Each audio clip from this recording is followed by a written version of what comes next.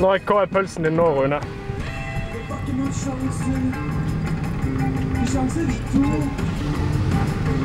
ikke så 90 kanskje.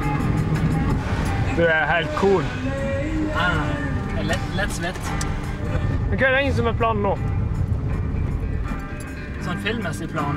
Nei, altså hva er det vi skal gjøre på Harryen? Vi skal få lagt en sånn backstage-kort. Der er det. Vi skal lamineres. Det er lamineringer, det er ikke skikkelig kort, det var laminering da. Nei, vi fikk ikke skikkelig. Her er det. Trykker jeg? Ja. Nei, det er jo nær på der. Trykker jeg på Harryen?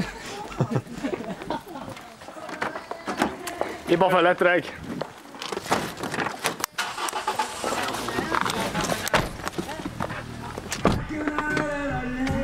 Er det bra, Magnus?